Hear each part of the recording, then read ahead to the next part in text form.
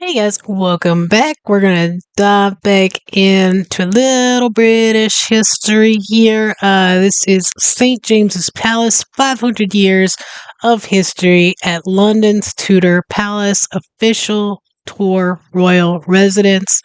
This is from Royal Collection Trust right here on YouTube. So we're going to get some history on it.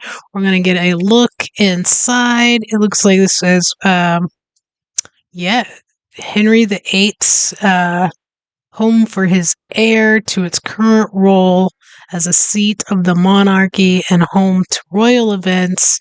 But we're gonna learn all about that. I am, anyways, and you guys get to come with me on the journey. I will link this video in the description along with links over to Patreon. If you have not done so, go check out Patreon. You can join for absolutely free and get full access to unedited British show reacts. There's right now I'm about halfway through the third season of Blackadder. We're doing the IT crowd or IT crowd, however you guys want to say it. We also are doing Friday Night Dinner, which is one of my favorite watches. Usually do about at least two episodes of that every week because I just love it. We've done all of In-Betweeners, including the movies, Father Ted, Poshnosh, all kinds of stuff over there. Join for free, get more access to stuff. Absolutely check it out. No reason not to. But yeah, let's just go ahead and jump on into this video. 500 years, St. James's Palace has been at the heart of the royal history. It has witnessed key moments from the private lives of monarchs over the centuries, and also the accession of new monarchs proclaimed officially from here. It remains the seat of the royal court and is a busy palace hosting royal events and ceremonies steeped in history. The first royal residence built here was by Henry VIII in the early 1530s, not for himself, but for the son and heir that he expected Anne Boleyn to deliver him, although it didn't quite work out that way. There's evidence of the love between Henry and Anne on one of the... That is absolutely stunning. I mean, could you imagine, living here?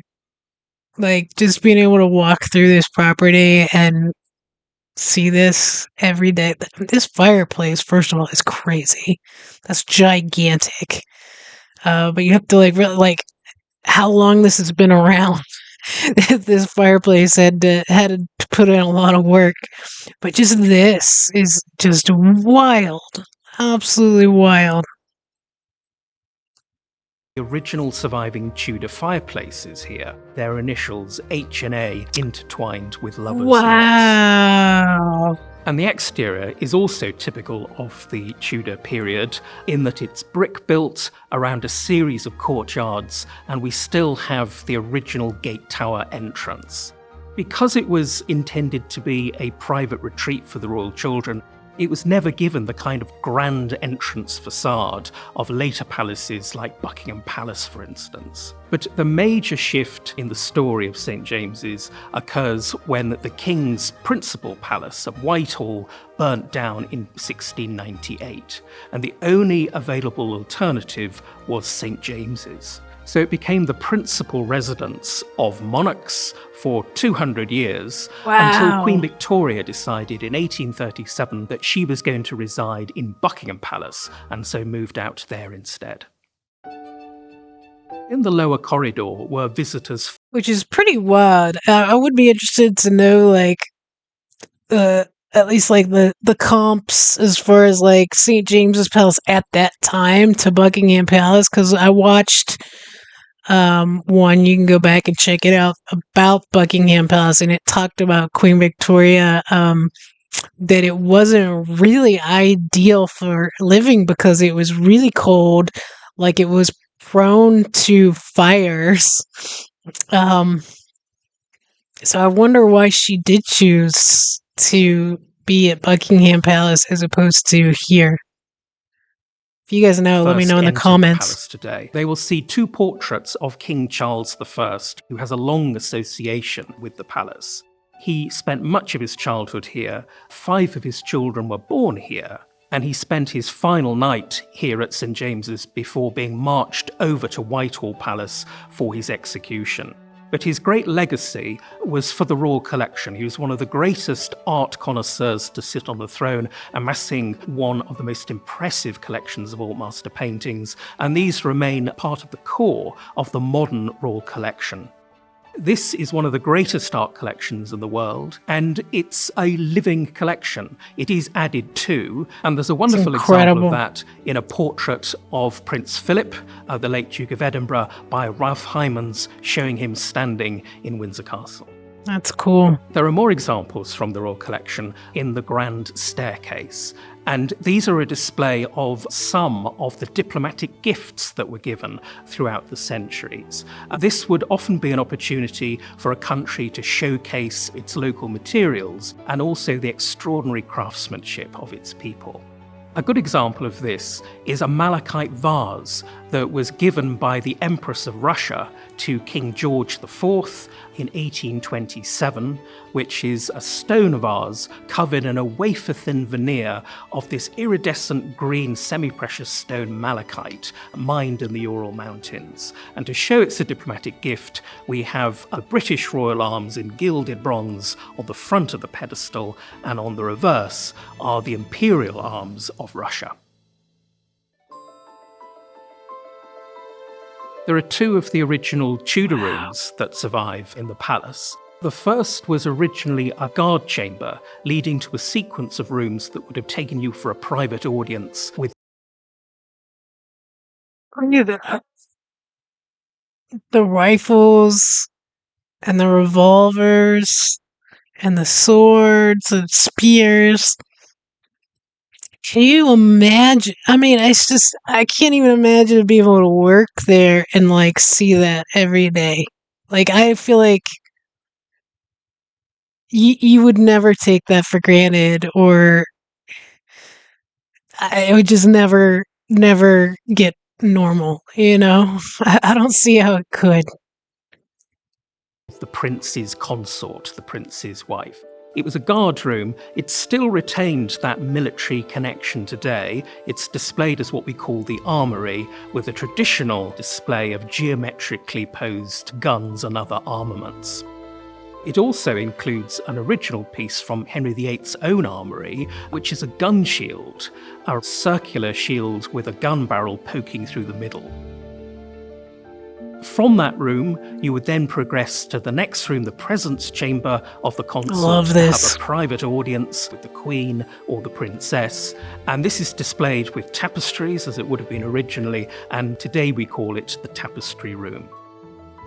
At a later date, in the 1880s, William Morris and Company were brought in to create new internal decoration at St James's Palace.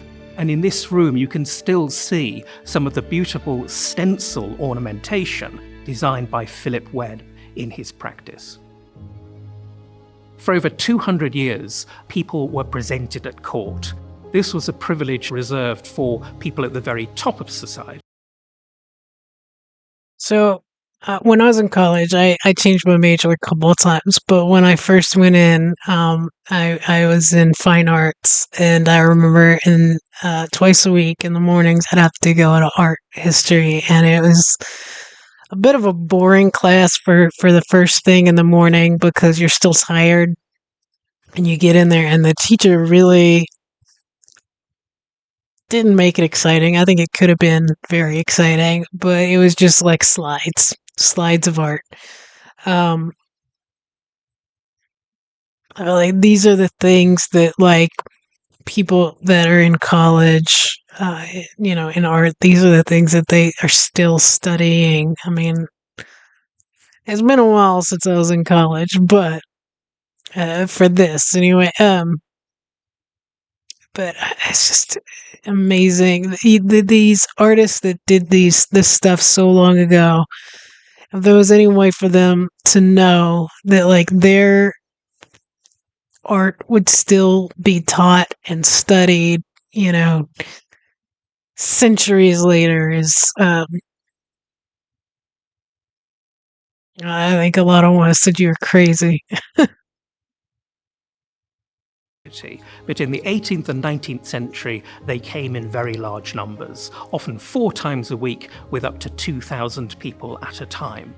They would begin in what we today call the Queen Anne Room, which was really a holding area, and in fact a metal fence was created, which the palace staff nicknamed the Pen, in order to contain the people until it was time for them to be funneled into the room next door, the entree room. In that room, you can see portraits of some of the great naval figures of the late 18th, early 19th century, including Admiral Lord Nelson, with wonderful decorative frames of a naval theme. The final point on this journey was in the next room, the throne room. The Lord Chamberlain would read out the name card of the person being presented. They would approach the monarch, bow and curtsy, and a conversation would ensue. Look at that. St James's Palace has the principal throne room of the British monarchy. The throne chair that you see today was created in the early 19th century, but has been reupholstered with the cipher of Queen Elizabeth II.